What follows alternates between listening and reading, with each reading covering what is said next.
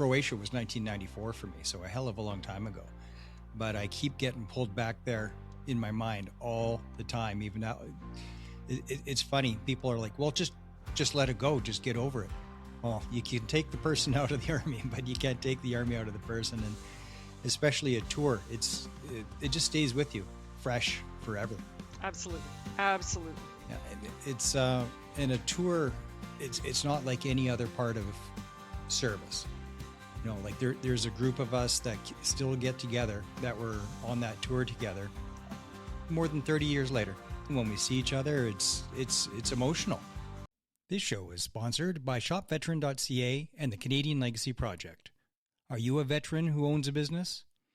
If so, register your business for free on shopveteran.ca, or if you would like to support veteran-owned businesses, be sure to make shopveteran.ca your first stop shop.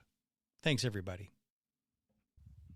Hello, all you beautiful souls. Thanks for joining me for a very special edition of Operation Tango Romeo, the Trauma Recovery Podcast.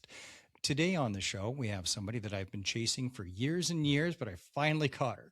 So happy to have her. Today's guest is retired Colonel Nishika Jardine. After nearly 37 years of service in the Canadian Armed Forces, Colonel Jardine now serves as an advocate for fairness, ensuring veterans and their families receive the support, respect, and services that they have earned. A graduate of the RMC, the Royal Military College of Canada, and former commander of the Royal Canadian Electrical and Mechanical Engineers School, REME. She brings decades of leadership, operational experience, and unwavering commitment to those who have served our country. Colonel Jardine, thank you so much for joining me today. It's a true pleasure, Mark.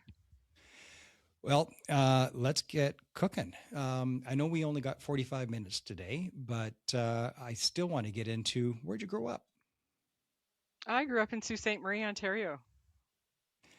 So from your childhood, what was it that had you say, yeah, I think I'm going to join the military? Oh my goodness. It's a long story, Mark. I was in cadets and Okay. which I loved. It was my thing as a young person. And my best friend learned that RMC was opening its doors to women in 1980, and she was like, "I'm going to RMC," and I'm like, "Absolutely not, not my thing." My mother was a teacher, a high school teacher, and she had a chat with the guidance counselor and dragged me to the recruiting center literally by my ear and said, "You need to go to RMC." So it was like this conspiracy, and I wound up applying on a whim, like What was it that they saw Ottawa in you U that, and put it like down. what were you up to where they said you got to be an officer? I don't honestly know. They were opening the doors to women. I applied. I had, really good marks in high school. I guess that that got me in. I certainly didn't bring me in for my sporting ability, I'll tell you that. So, why REME? Because when they slid the little piece of paper across the desk in the orderly room at RMC in second year, first year, whenever it was, and literally the blurb for each occupation, only open to women at the time, could fit on an 8.5 by 11.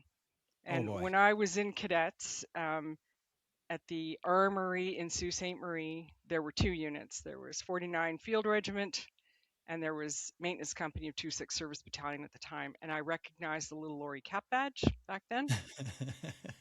And I said, "Oh, I've seen that. I have no clue what I'm getting into." And I checked that one, and then I was in for life.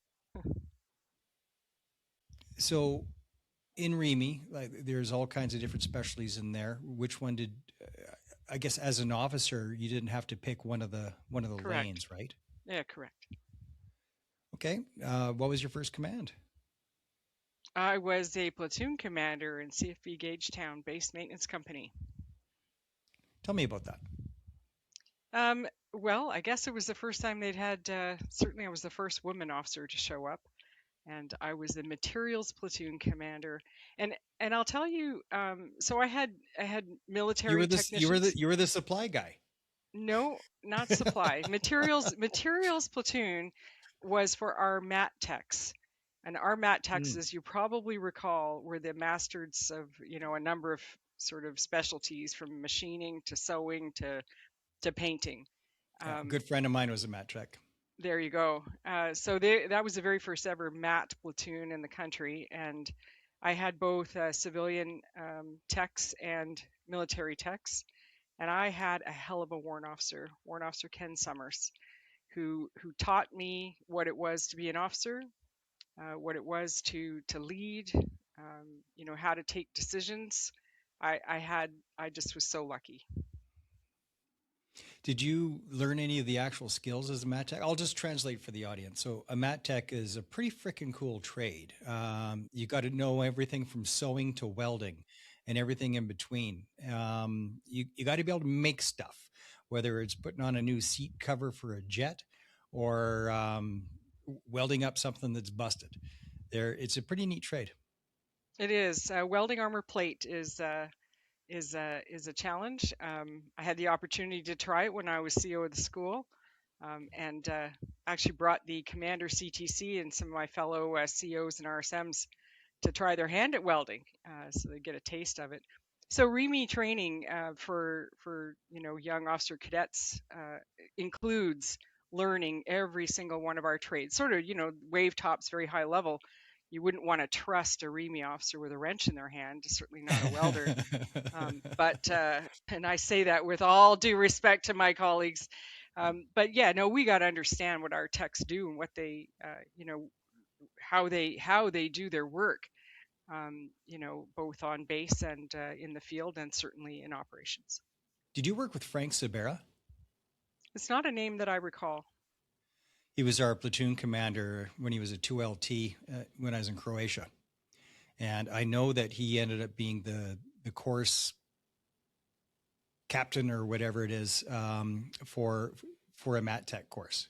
It was because it was my buddy who was the mat tech that Frank ended up running the show. Yeah, no, I'm sorry, it's not a name that I recall. Out of everything that you did, you were in a long time, 37 years, right? Yeah, What I was know I only most, look 25. Hard to well, believe. I was going to say 27, but Oh, okay. that's exactly right. Uh-huh. What was the most fulfilling posting that you had or mission? Like what really filled your cup the most out of everything that you did over all those years? Being a CO of the REME school was the highlight of my career, hands down. I mean, serving in Afghanistan comes a close second, of course. Mm-hmm. But being a commanding officer, to be appointed into that role is a true privilege. To lead the school, the heartbeat of the REME Corps is our school, where we train our techs. Technicians first, soldiers always, or however we say that. It's our work is demanding. Being REME is demanding, and to lead the folks who were training our techs, that was awesome. In Dispatches, I wrote an article about what it was like getting on the ground and entering a war zone for the first time. It's something. What are your memories of entering a war zone for the first time? Yeah, we landed in Kandahar like in the middle of the night, as always, right? And the thing that stands out for me, I mean, it's kind of weird, but um, there's no lights, right? I don't think we even had flashlights with the little red, you put the red thing in.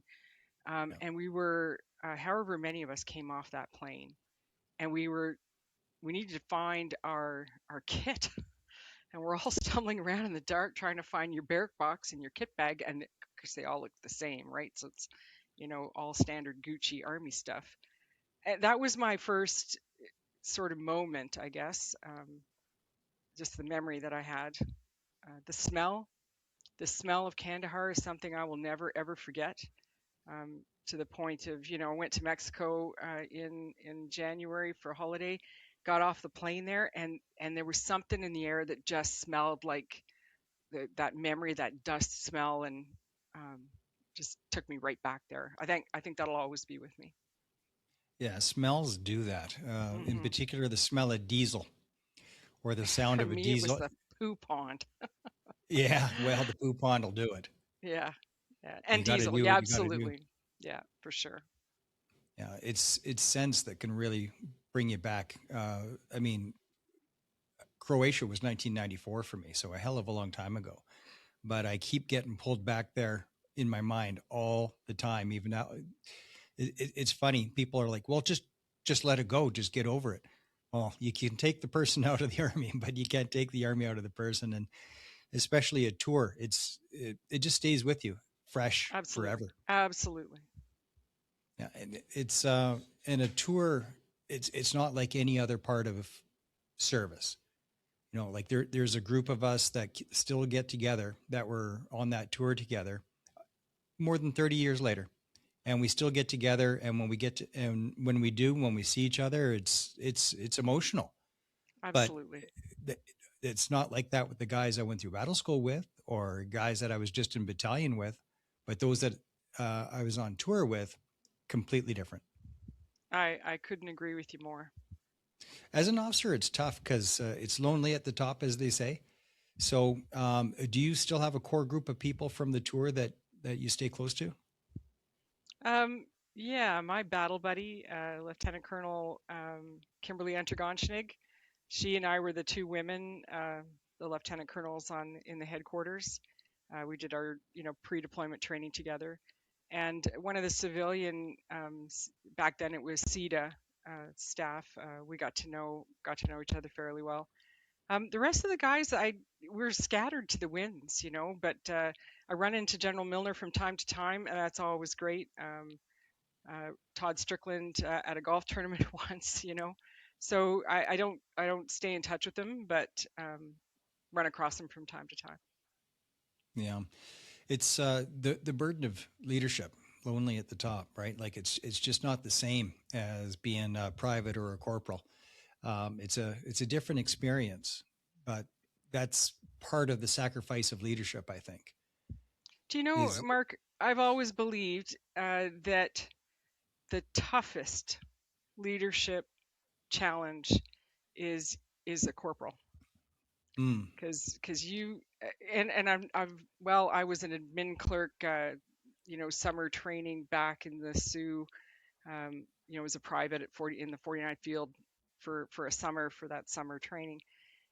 So I won't say I understand exactly, but I just have that little tiny bit of experience. But this is what I understand after 37 years in the regular army, is that it's the corporals who have to look the privates in the eyes, and you're one step removed from where they are, and you're the one saying, right, we're going this way, into harm's way.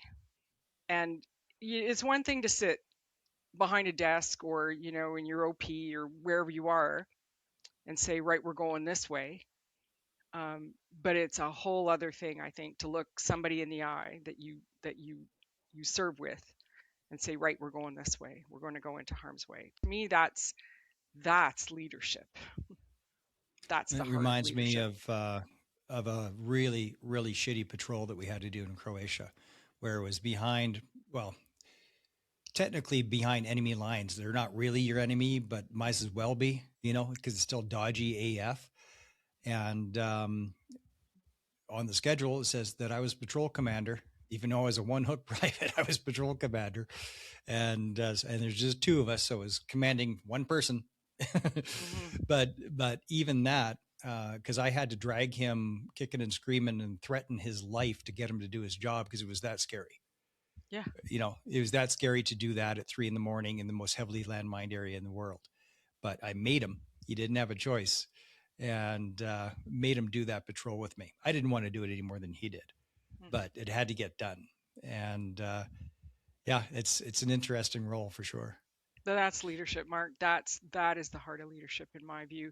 When you have rank, there's this, you halfway to, people got to do what you say they got to do, right?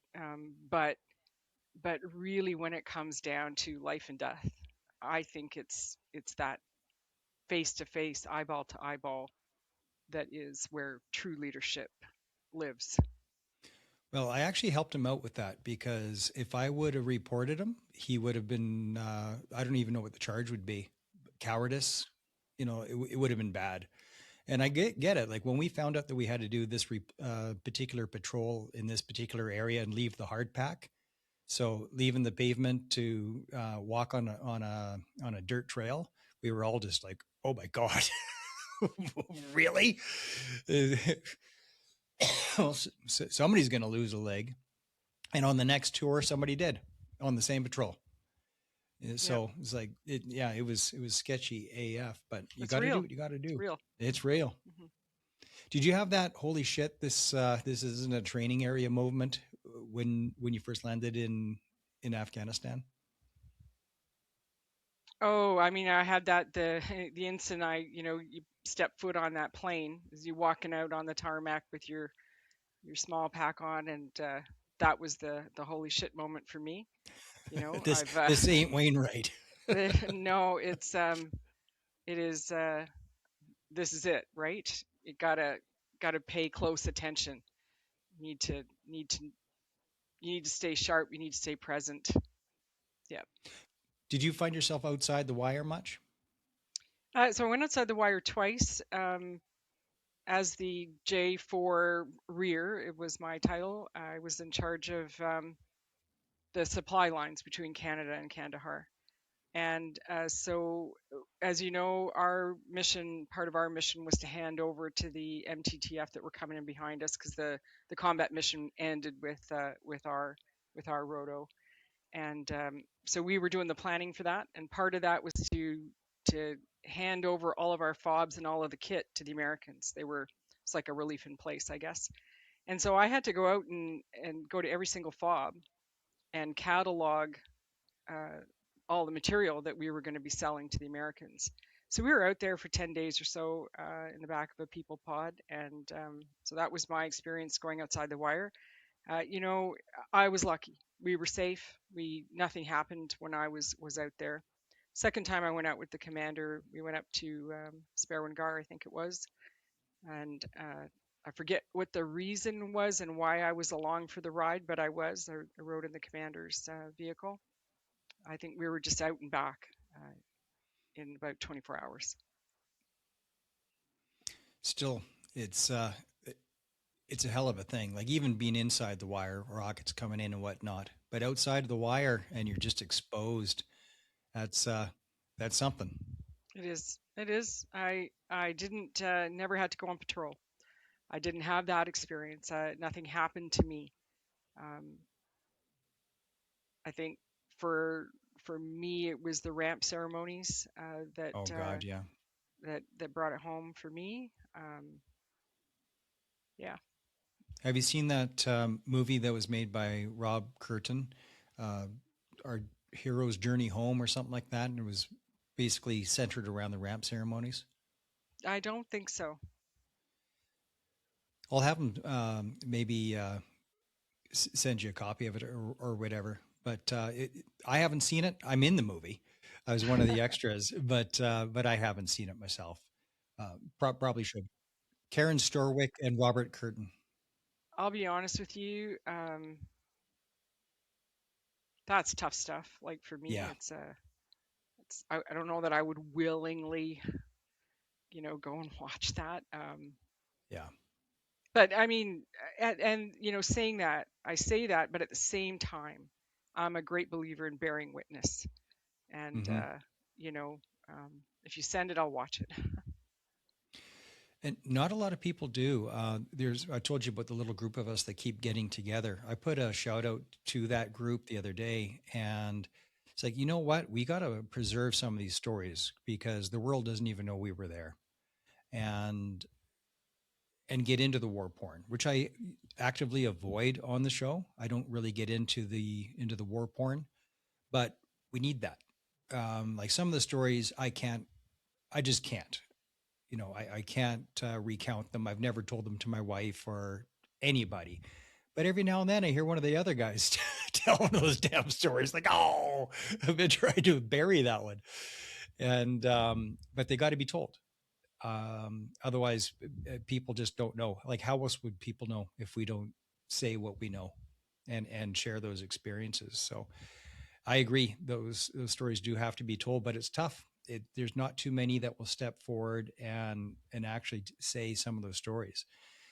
Um, I really recognized when the Balkans happened, the Croatia and Kosovo and Bosnia and all of that, that transformed the military, and I think was a good precursor to Afghanistan.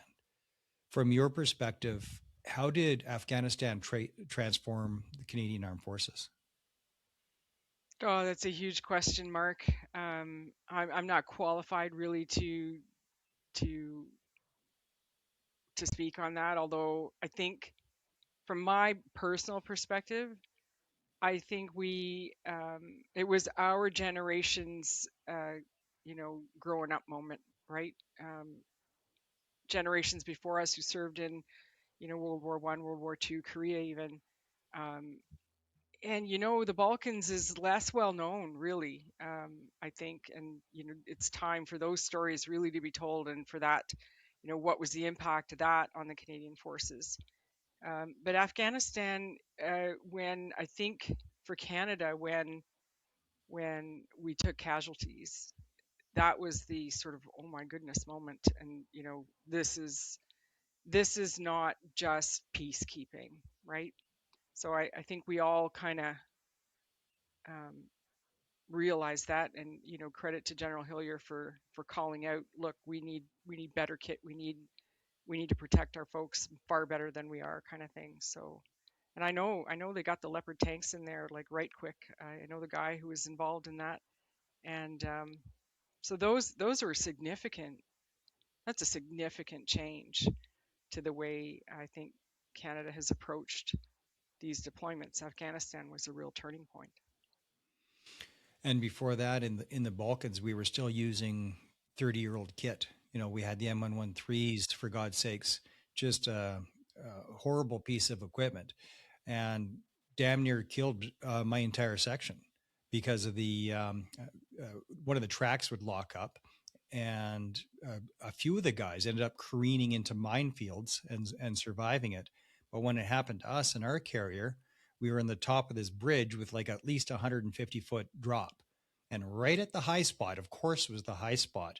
We went careening into the guardrail, and only the hand of God reaching down and putting us back on that bridge is what saved us. Like, it was a legit miracle. It defied every law of physics, and but that was because of bad kit. With known bad kit with known problems, and damn near killed the whole section. Had we gone over, it would have been the biggest one-time death in peacekeeping history. Yeah, I I hear you.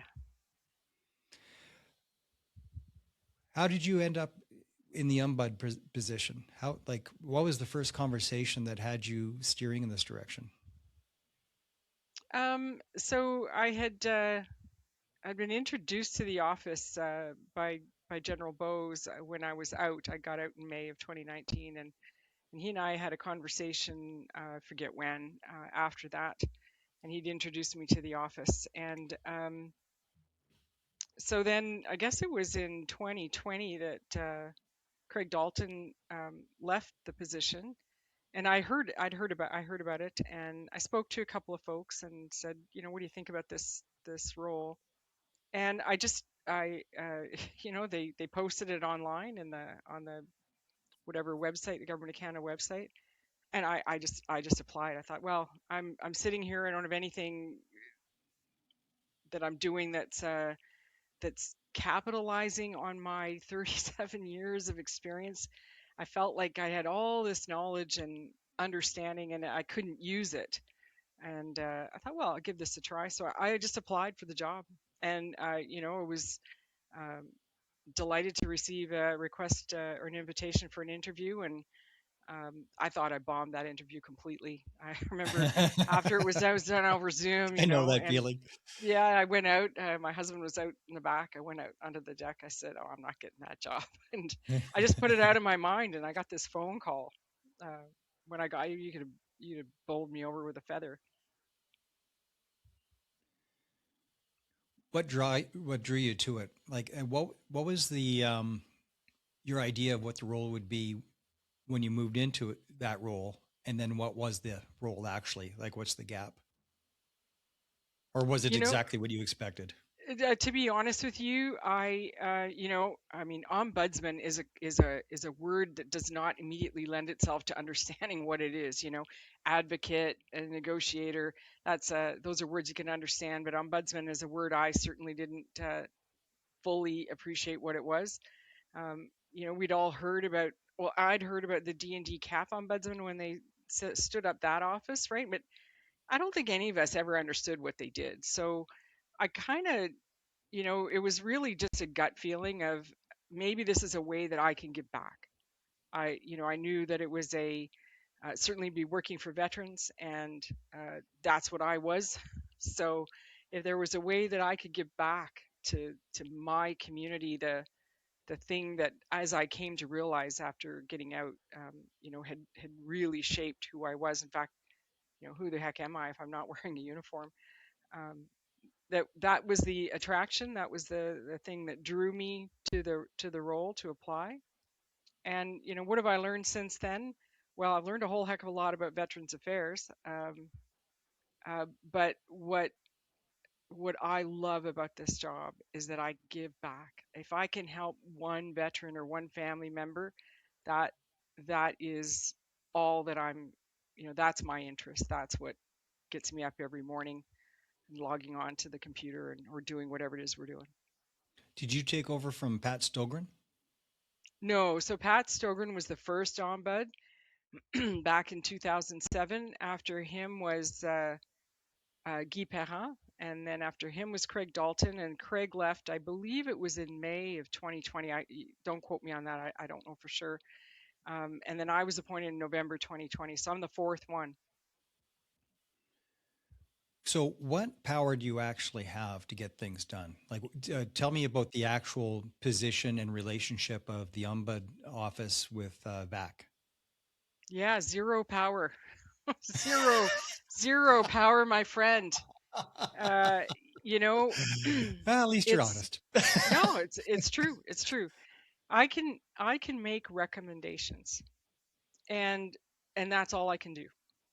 Um, but I think the department appreciates our role. The way I've chosen to do this work is to be respectful, which does not stop me from saying, "Hey, here's how things could be better." Veterans Affairs, you need to do a better job here, here, and here. And I have a brilliant staff who work on the systemic work that we do and craft those recommendations.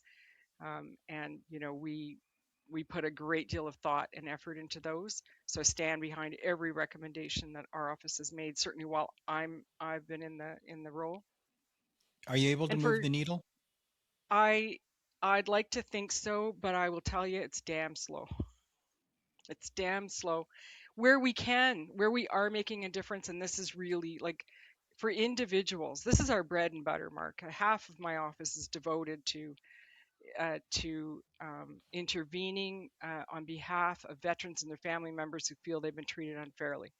And they come to us, we get their complaints, we listen to them, and we put that up against the legislation, like the law. Like veterans benefits are written into law, and there's regulations, and then VAC makes the policies to administer those.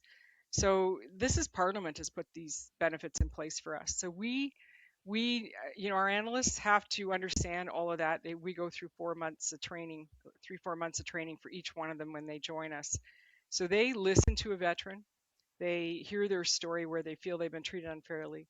They put that up against the legislation, the rules, the law, and they make a determination: was this veteran treated fairly or unfairly? Where we find unfairness, it's at my staff level. It's not me. I'm not the one who answers the phone.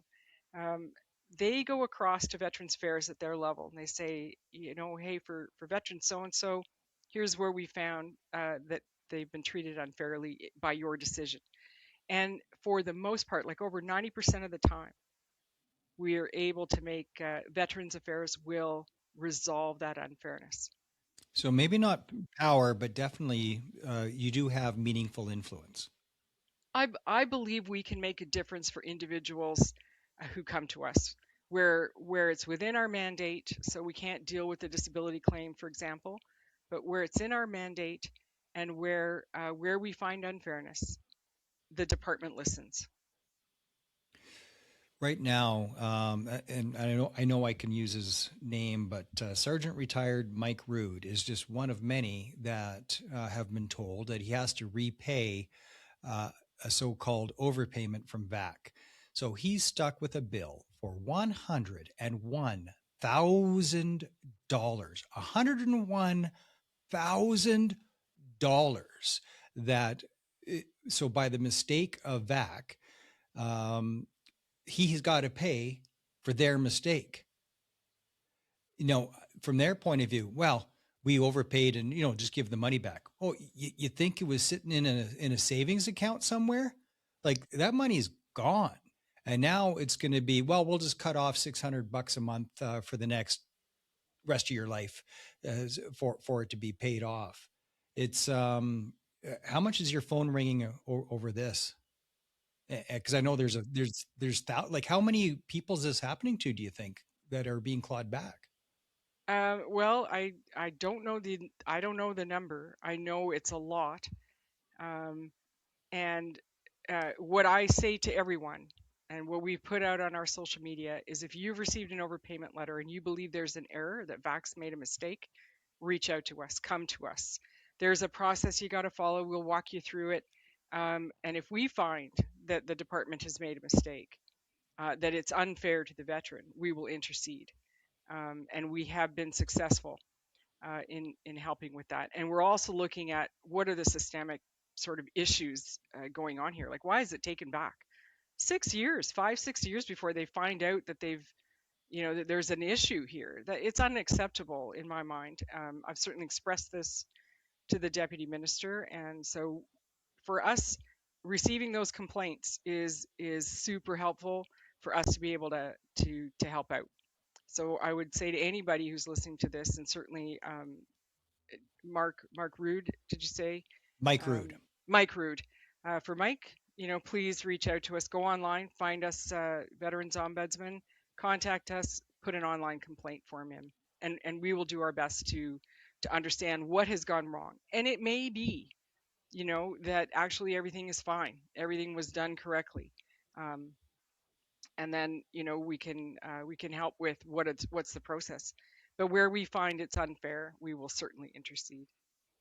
Well, the burden of or the onus rather should be on VAC if there's an overpayment.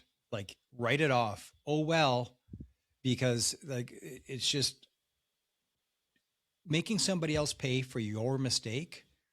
It, like I understand the logic, but you're still making somebody pay for your mistake, and it's just morally repugnant. Like what it's doing, there's going to be so many suicides over this, Nishika. Like there will.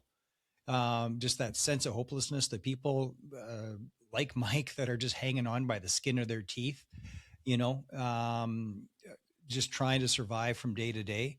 To have this extra thing on their back, the sense of betrayal. Um, there's going to be a spike in suicides, like there just is. I, Uh, I, I truly hope not. And please, anybody anybody who's listening, if you've gotten one of these letters, reach out to us. Allow us to take a look at it for you.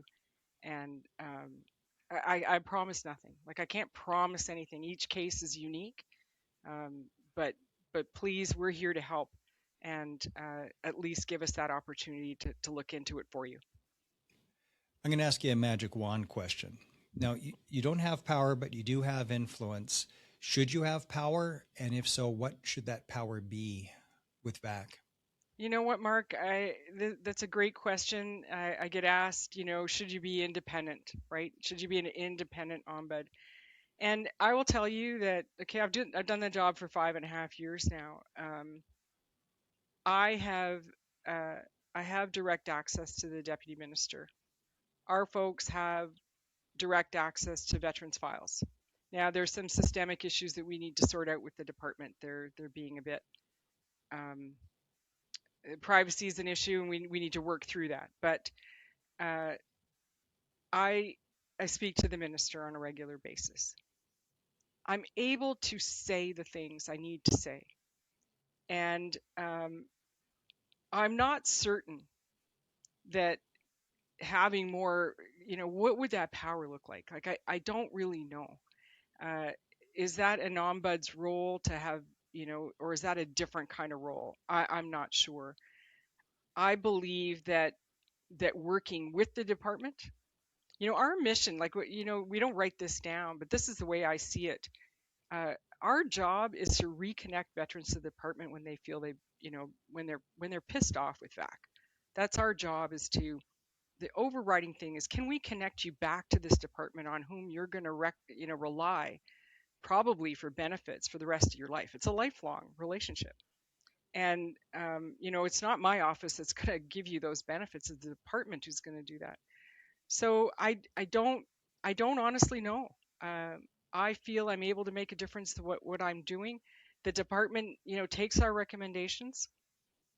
Um, we report on them every year. Our systemics. We put out a report every year that says, "Here's every recommendation we've made to you, Minister, and here's where you are in implementing them." And what we need, really the pressure to get things done comes from the veteran community. If the veteran community says, you know what, we need mental health supports for our family members, it's time to stop saying, when the member serves, the family also serves. Yeah, yeah, we get that. Our families know that. But listen, family members can suffer mental health issues as a result of being part of a military family, and I would say the RCMP as well.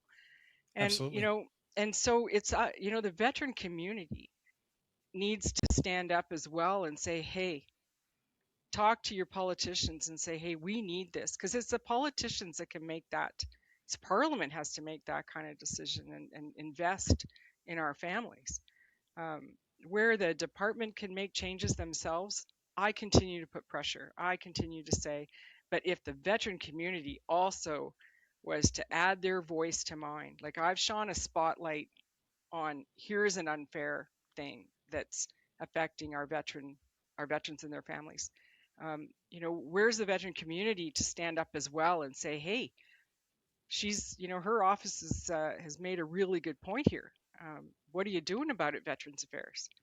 That that's where the real power really rests with the community to push for those changes. Well, they don't feel empowered. So, people like myself, there's only a handful of us of really prominent veterans that are super well known within this space.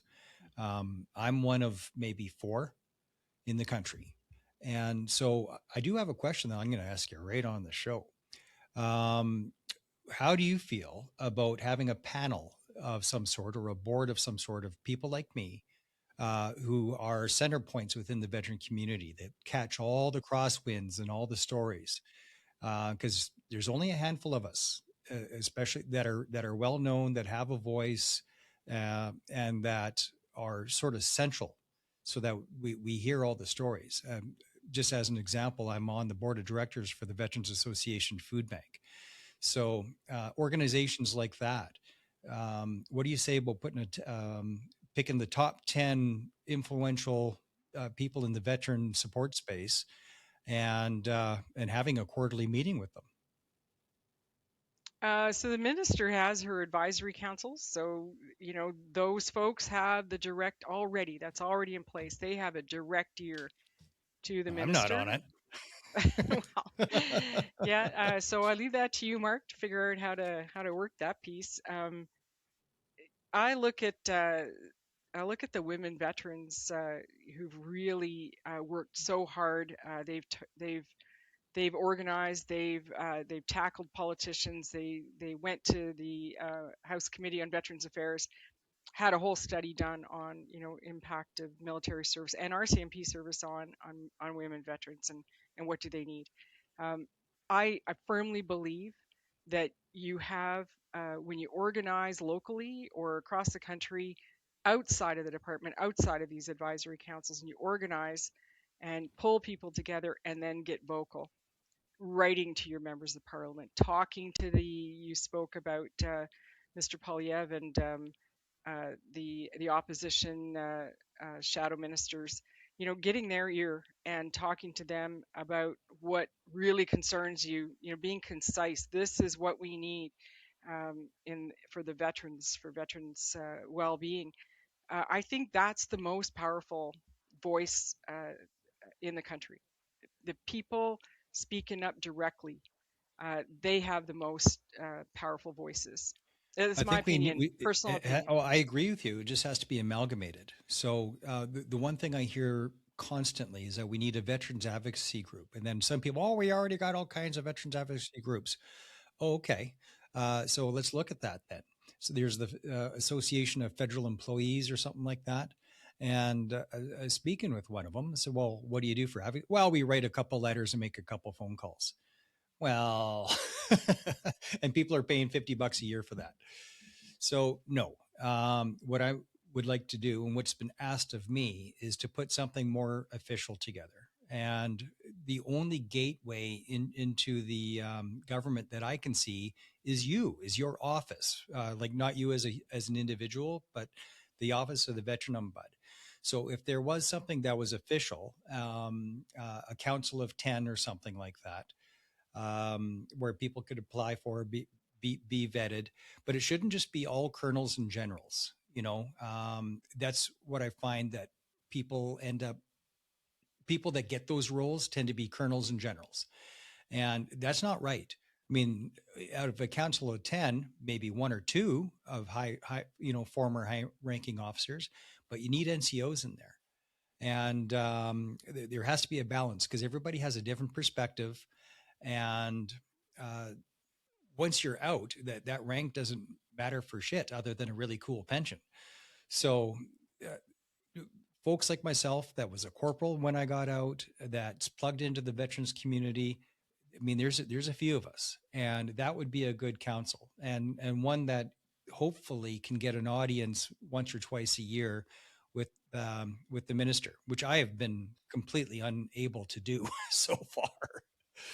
I've had no luck with getting the minister to pick up the phone. I've reached out to the current minister numerous times. Almost had Jeanette Pettipaw Taylor on the show. Like we were an inch away from. She was really really good and responsive, um, but then she got shuffled like 2 days before she was booked to be on. So she was great, but the current minister will not even reply to an email.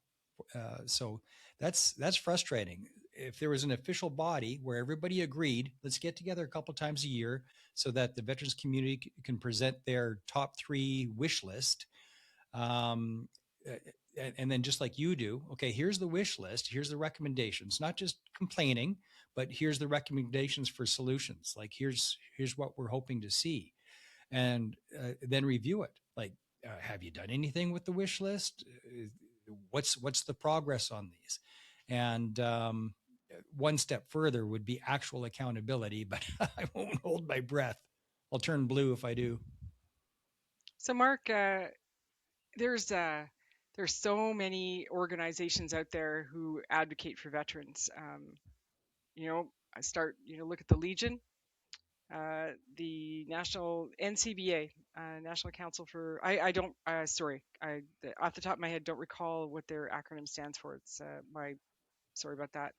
The NCBA, and there's a number of others who have who put out formal sort of recommendations based on their work, or whatever it is that they're, however they are informed.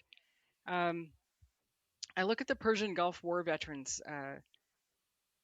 who just recently, I was at the 35th anniversary um, ceremonies or commemoration events in Halifax earlier this year, and they had a single-minded focus. Here's exactly what we're looking for, and they Harold Davis and Mike McGlennon uh, tackled tackled the government at every level.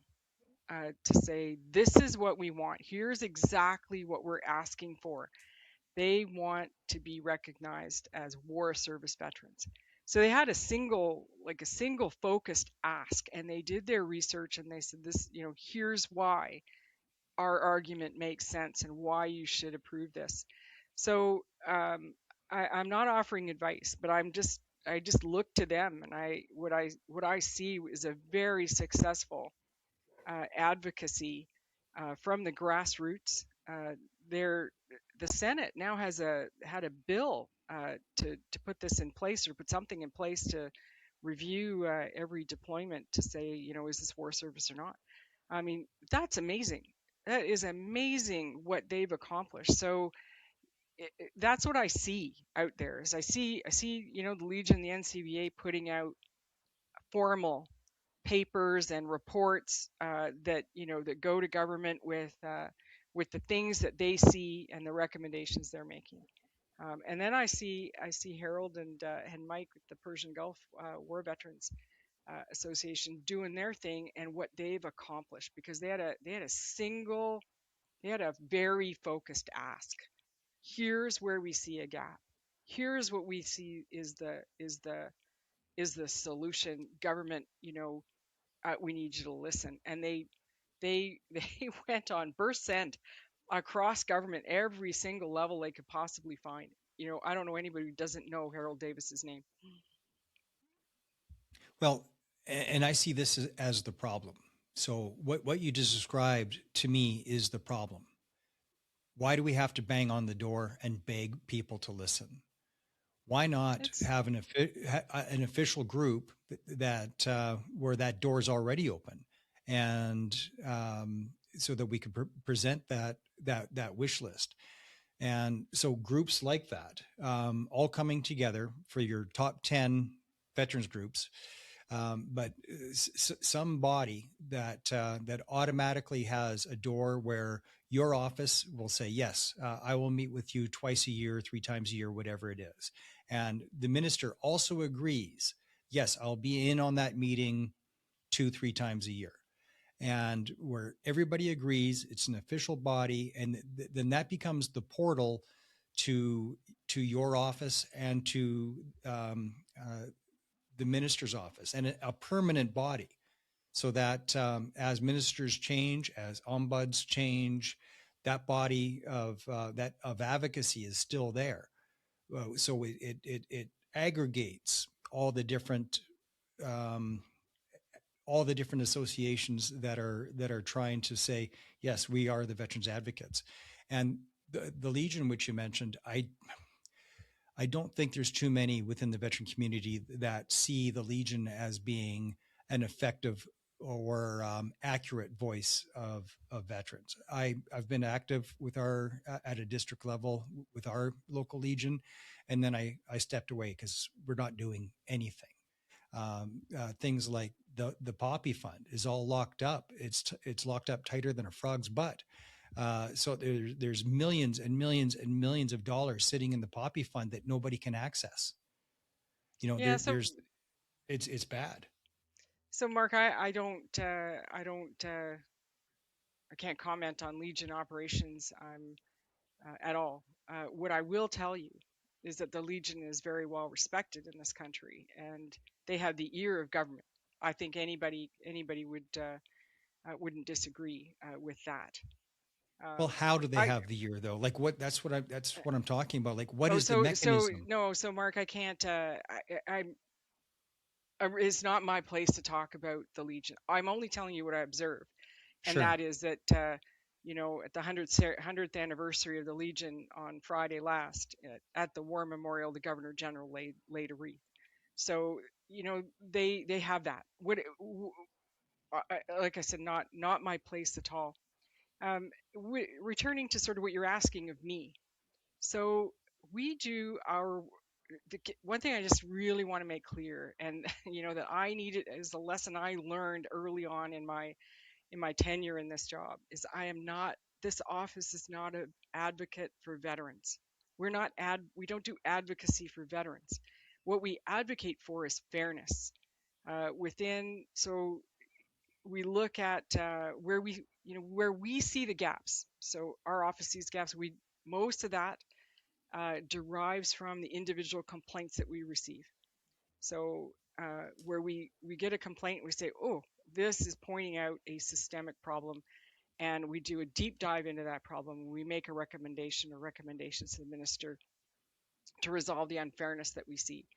So my role, the role of this office is fairly narrow. Like the mandate is a narrow mandate, and um, it's again the difference between fairness and advocacy and advocating for veterans.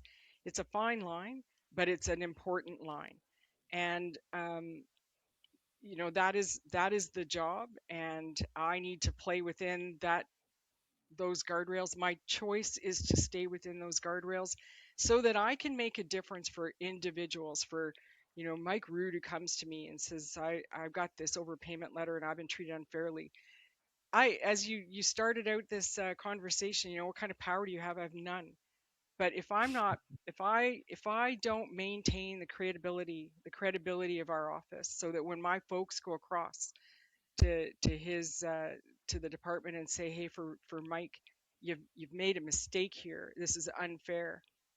You know, that we can achieve resolution for Mike.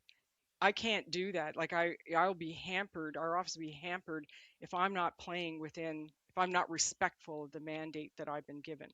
And that's the choice I've made. It's hard. It's Yeah. hard. I see things.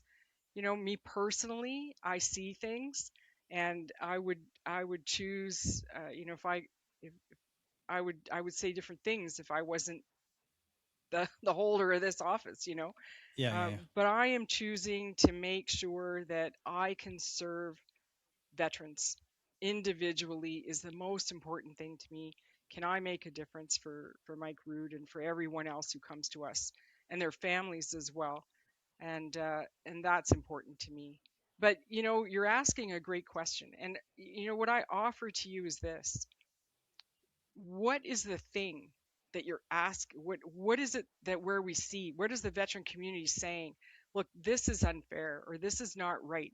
If you see an unfairness and you can come to us with that, this is unfair. Like the way this is unfair. The way it's designed, it's constructed, it's being administered, it's unfair. We will look at it, and I will put the full force of my office behind that.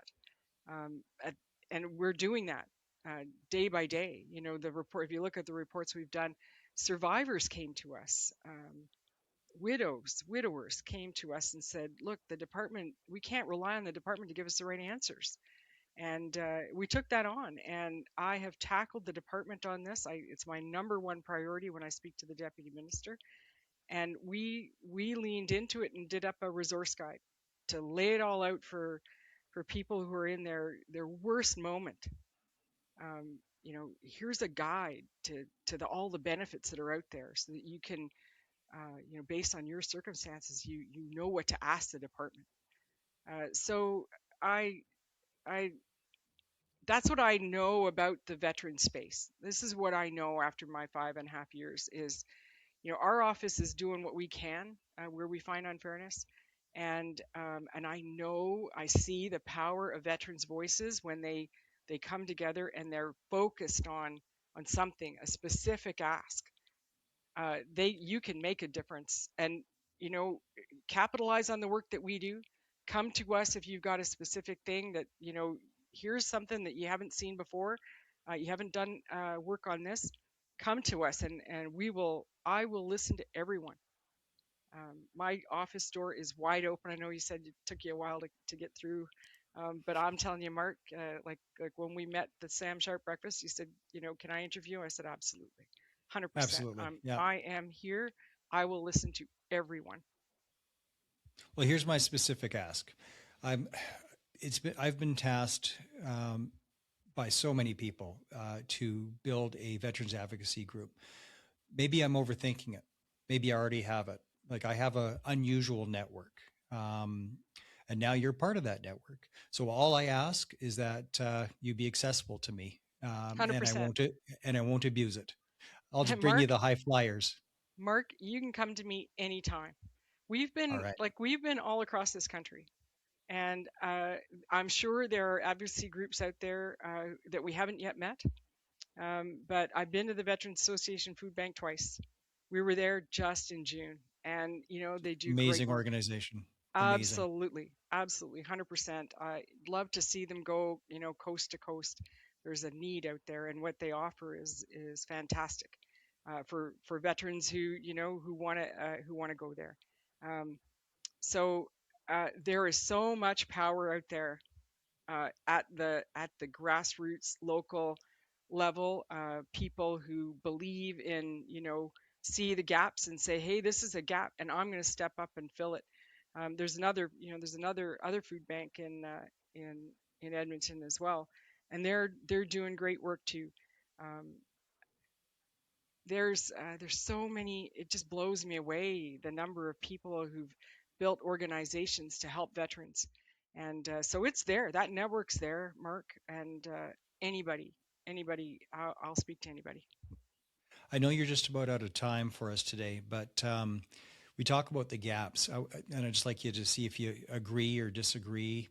To me, the biggest gaps in veteran services are female veterans and all the different issues, including military sexual trauma. That's a big gap. It is undercovered. It is just not looked after the way that it should be. There's a big gap because being a female veteran, there's a lot there's a lack of respect. You got the veterans plates. Oh, so those are your husband's plates? There's just sort of a lack of understanding that women serve too.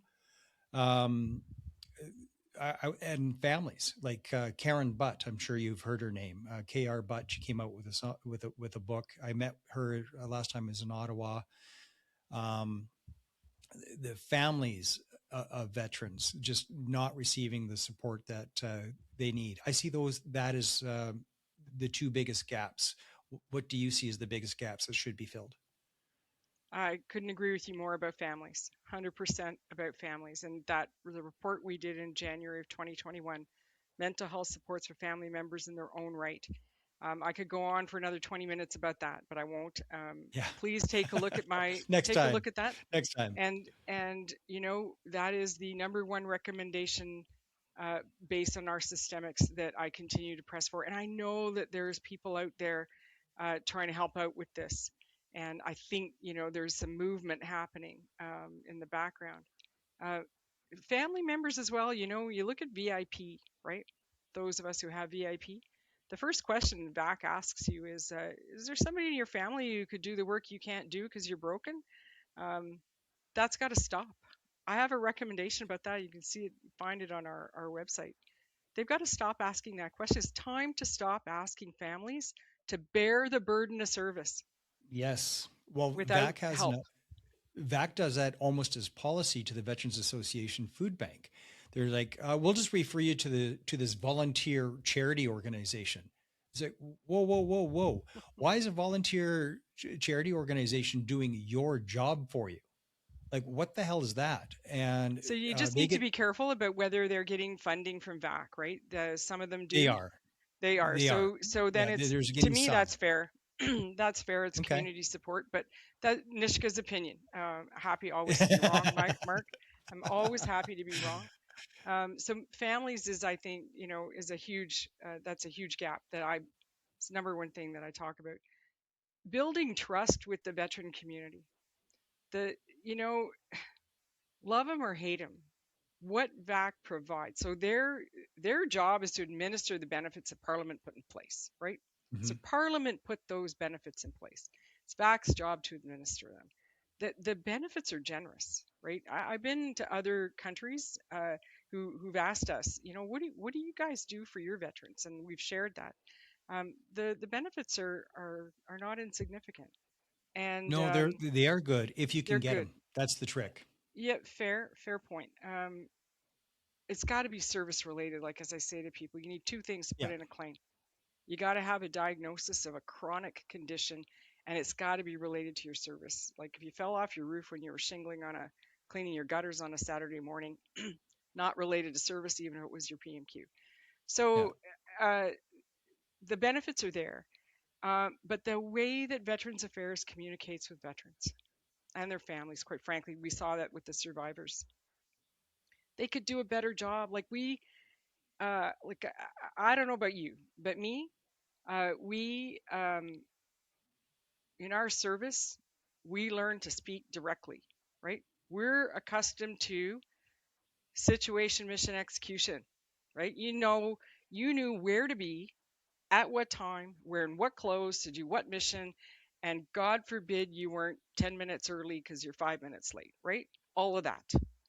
And Veterans Affairs needs to do a better job of communicating with us in plain English or French, plain language. Could tell you stories about this, but uh, their website has got to be you got to be able to navigate that thing. Like if you go on there and your buddies are after you because you haven't put your disability claim in, you know, all right, it's been 10 years since you got out. Okay, now you're going to put in your disability claim. You go to the website. Where's the button submit your disability claim? Like I walk through this with my staff. They're Nishka, we don't know, they don't understand what you're talking about.